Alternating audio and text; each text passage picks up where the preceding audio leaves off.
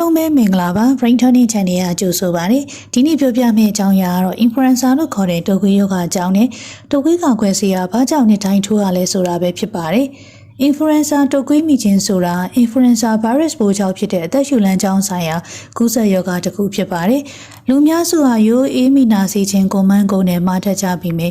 တုပ်ကွေးကတော့ပိုပြီးပြင်းထန်သလိုနောက်ဆက်တွဲဆိုးကျိုးတွေလည်းပိုဖြစ်စေနိုင်ပါတယ်။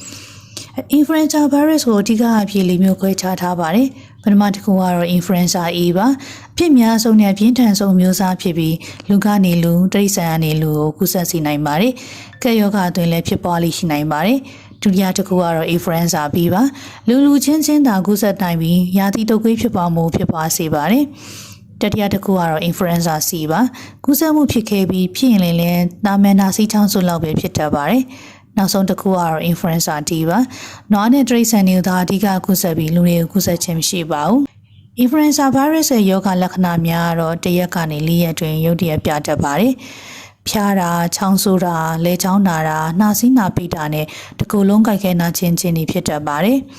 ခေါင်းကိုက်တာတွေနှုံးခွေတာတွေအယမ်းပင်ပန်းတဲ့ခြင်းတွေကလည်းကြာနိုင်ပါတယ်။အချို့ကလေးငယ်တွေမှာဆိုရင်ပြိုးအန်တာတွေဝမ်းပြတ်ခြင်းများတွဲဖြစ်တတ်ပါတယ်။ဒါဆိုရင်တုပ်ကွေးရောဂါဘယ်လိုကူးစက်တတ်ပါသလဲ။ကူးစက်ပုံနည်းလမ်းနှမျိုးရှိပါတယ်။ပထမတစ်နည်းကတော့လေထဲကနေတဆင့်ကူးစက်ခြင်းဖြစ်ပါတယ်။လူနာချောင်းဆိုးနာချီစကားပြောတဲ့အခါထွက်လာတဲ့အမှုန်အမွှားတွေကိုအနီးနားလူအားရှူမိခြင်းဖြစ်ပါတယ်။နောက်တစ်နည်းကတော့ထိထွေးမှုမှာတဆင့်ကူးစက်ခြင်းဖြစ်ပါတယ်။ virus ပိုးရှိနေတဲ့မျက်နှာပြင်ဥပမာတကားလက်ကိုင်းဖုံးတွေကိုဂိုင်းတွဲပြီးမိမိရဲ့နှာခေါင်းပါးစပ်မျက်စိတွေကိုပြန်ပုံမိခြင်းကြောင့်ကူးစက်နိုင်ပါတယ်။ Prevention is better than cure ဆိုတဲ့ဆောင်းပါးအတိုင်းတုပ်ကွေးရောဂါမဖြစ်ခင်ကြိုတင်ကာကွယ်ခြင်းဟာအလွန်အရေးကြီးပါတယ်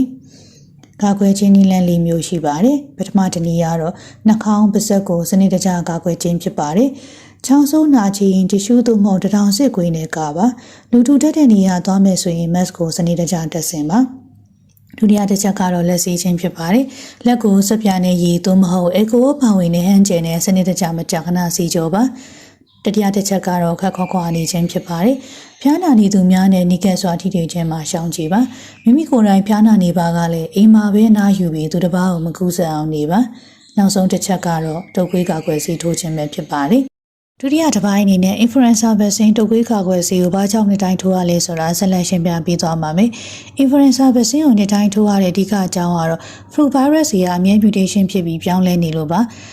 အထူးသဖြင့် influenza ရဲ့ surface protein တွေ HN protein တွေအချိန်နဲ့မျှပြောင်းလဲနေတတ်ပါတယ်။ဒါကို antigenic trait လို့ခေါ်ပါတယ်။အရင်နှစ် vaccine နဲ့ train လုပ်ထားတဲ့ antibody ကဒီနှစ် virus အသစ်ကိုတိကျကျမမှတ်မိနိုင်တော့ပါဘူး။ဒါကြောင့် vaccine formula ကိုနှစ်တိုင်း update လုပ်ရပါတယ်။ဒုတိယတစ်ချက်ကတော့ immunity လျော့လာတတ်လို့ပါ flu vaccine ထိုးပြီးနောက် antibody level ကခန္ဓာကိုယ်ထဲမှာချိန်ကြာလာရင်လျော့လာနိုင်ပါတယ်တတိယတစ်ချက်ကတော့နှစ်စဉ်ကာကွယ်ဆေး formula ကိုအသစ်ပြန်လုပ်ရခြင်းကြောင့်ဖြစ်ပါတယ်